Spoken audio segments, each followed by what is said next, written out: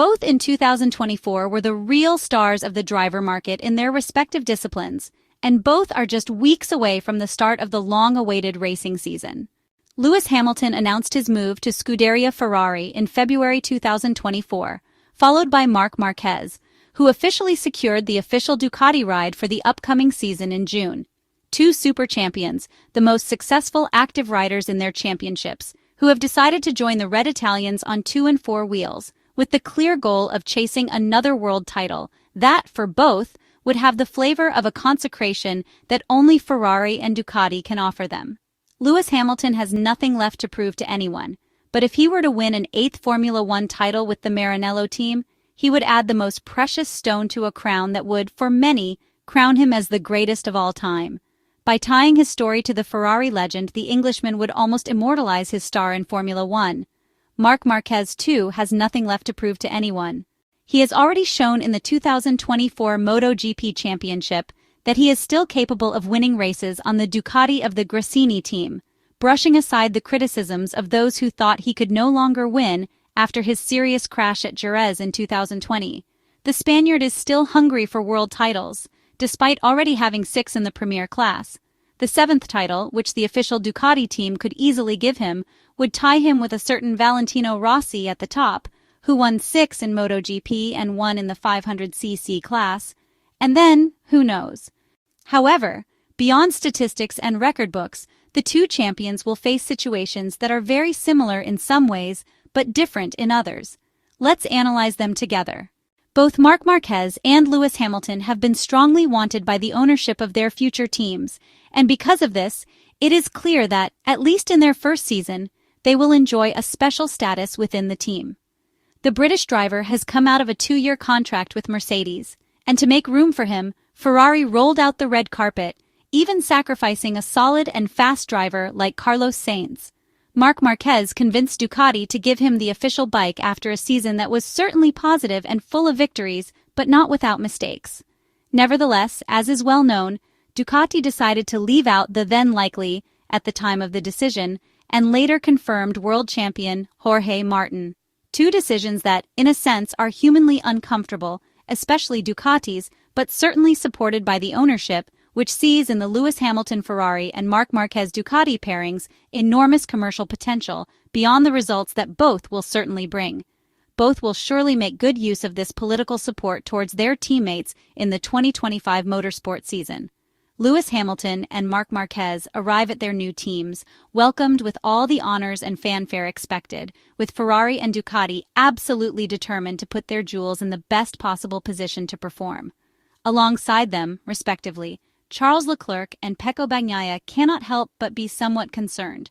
We are obviously talking about different competitive situations, because Pecco Bagnaia has already won 2 world titles, while the Monegasque driver has only collected runner-up spots in the driver's standings so far.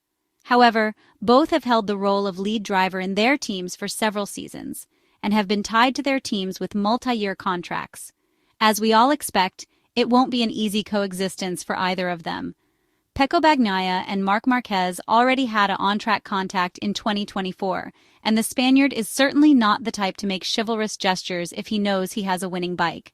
On the other hand, the Italian knows he lost the 2024 motorcycle championship due to his own mistakes, of course, but also because he was too gentlemanly towards Jorge Martin in certain racing situations.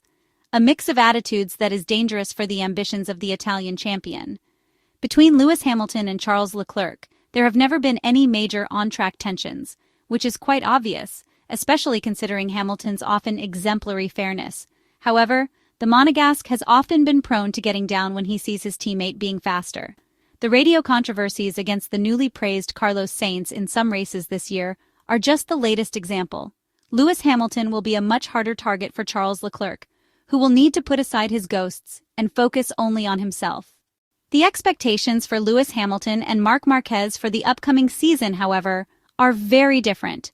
While the Spaniard can legitimately aim to race for the World Championship with the Ducati GP25 with great chances, this won't necessarily be the case for the British driver, even though we all hope so, given that Ferrari is starting from second place in the 2024 Formula One standings and will enter the fight with McLaren and others from a position objectively better than 12 months ago.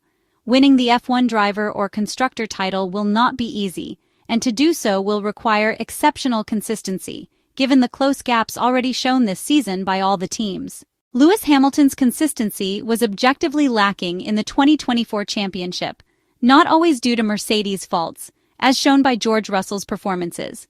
It's hard to say if it was due to lack of motivation, loss of speed, or because Mercedes understandably excluded him from certain developments, or simply from the more delicate technical briefings.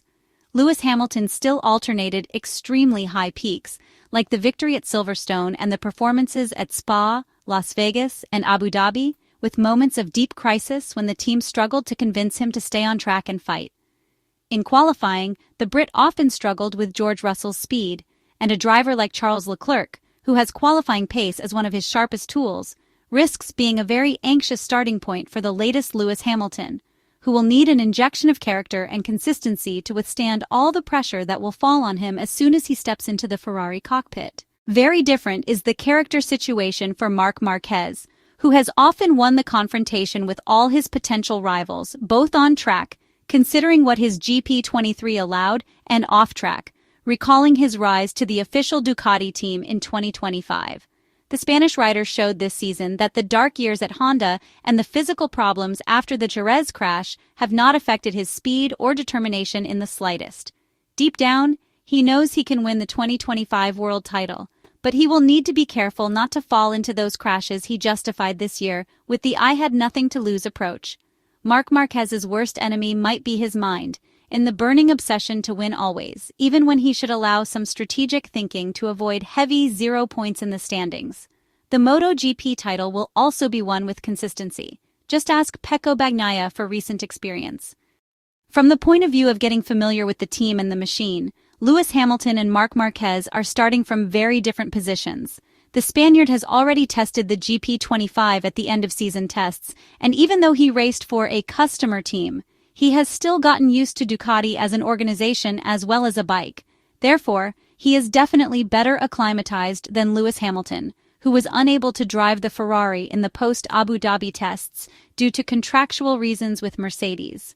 Apart from a few laps he will likely do in February with the old F175, he will only have a day and a half of preseason testing to get familiar with the new car and his new team. Of course, we are talking about a 7-time Formula One world champion with vast experience in the most important motorsport series, where simulator work is certainly very valuable for accumulating experience and knowledge.